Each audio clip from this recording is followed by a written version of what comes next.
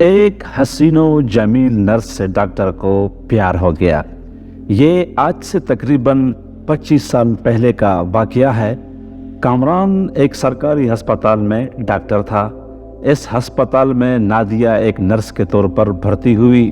Nadia نہایت خوبصورت اور قداور لڑکی تھی اور کامران کو بچپن سے ہی اس بات کا شوق تھا کہ اس کی بیوی کا قد بڑا ہونا چاہیے۔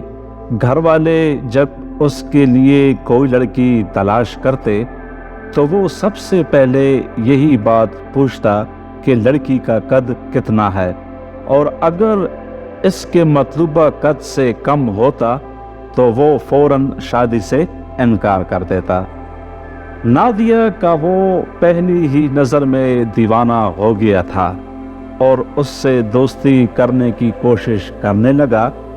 نادیہ نے بھی یہی سوچ کر اس سے ملنا شروع کر دیا کہ کامران ایک ڈاکٹر ہے اور ایک اچھے خاندان سے تعلق رکھتا ہے، مگر نادیہ نے ایک دن اس سے کہا کہ ہمارے ہاں عورت کا غیر مرد سے ملنا اچھا نہیں سمجھا جاتا، اس لیے اگر آپ میرے بارے میں سنجیدہ ہیں تو ٹھیک ہے، ورنہ میں آپ سے مزید نہیں مل سکتی۔ کامران نے اس سے کہا، میں آپ سے شادی کرنا چاہتا ہوں۔ پھر ایک ہفتے کے بعد ان دونوں کی منگنی طے ہو گئی۔ منگنی کے بعد کامران نے اپنی منگیتر کے ساتھ فارغ وقت میں گھومنا پھرنا شروع کر دیا، اور اس نے نادیہ کے ساتھ جسمانی تعلق کی خواہش کا اظہار بھی کر دیا، مگر وہ ضد کرتی رہی کہ یہ سب ٹھیک نہیں ہے اور شادی سے پہلے ایسا ممکن نہیں ہے۔ مگر کامران نے اس سے کہا کہ کچھ ماہ بعد تو ہماری شادی ہو ہی جائے گی، تو تم مجھ پر بھروسہ رکھو۔ شادی سے پہلے ان کے درمیان جسمانی تعلق بھی قائم ہو گیا۔ یہ سلسلہ کئی دنوں تک جاری رہا، حتیٰ کہ اس ہسپتال کو ایک لیڈی ڈاکٹر نے جوائن کر لیا جس کا نام ڈاکٹر سارا تھا۔ سارا بھی حسین و جمیل لڑکی تھی۔ کامران ڈاکٹر سارا میں بھی دلچسپی لینے لگا، مگر وہ ہمیشہ کامران سے دور رہتی کیونکہ اسے معلوم تھا کہ اس کی ایک نرس کے ساتھ منگنی طے ہو گئی ہے اور کچھ عرصے بعد ان کی شادی بھی ہے۔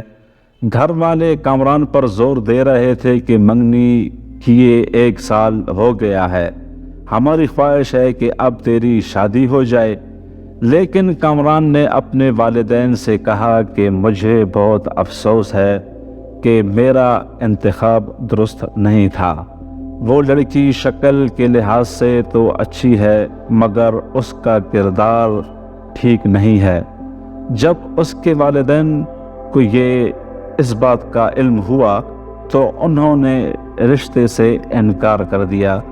جب نادیہ کو اس بات کا پتہ چلا تو وہ بھاگتی ہوئی کامران کے پاس آئی اور اس نے رشتہ ختم کرنے کی وجہ پوچھی۔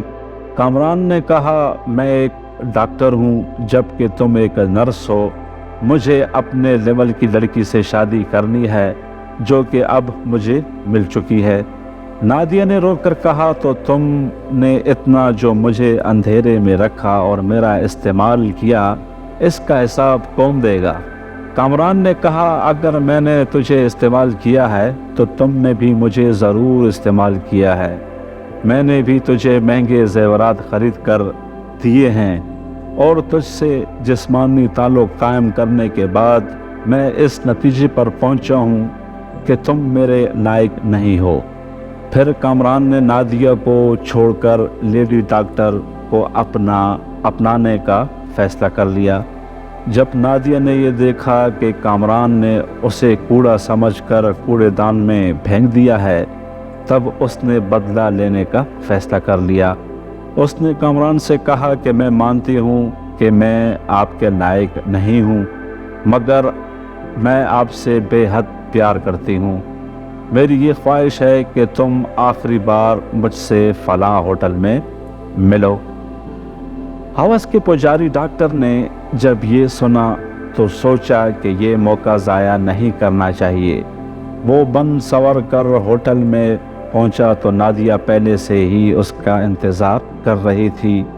وہ جیسے ہی نادیہ سے زنا کرنے لگا تو نادیہ نے تکیے کے نیچے سے ایک خنجر نکالا اور کامران کو ہمیشہ کے لیے نامرد کر ڈالا۔ کامران خون سے لت پت ہو چکا تھا، اسے ہسپتال منتقل کیا گیا اور نادیہ کو پولیس پکڑ کر لے گئی۔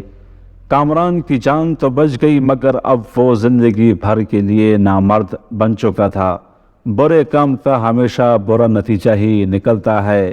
حلال کو چھوڑ کر دونوں نے حرام کام کیا تو دونوں کو اپنے کیے کی سزا مل گئی۔ نادیہ اب جیل کی سلاخوں کے پیچھے دن رات گزار رہی ہے اور کامران ساری زندگی شادی نہ کر سکا۔ تو دوستو، آپ کو یہ ویڈیو پسند آئی ہے تو پلیز ویڈیو کو لائک کر دیں اور چینل کو سبسکرائب کر دیں۔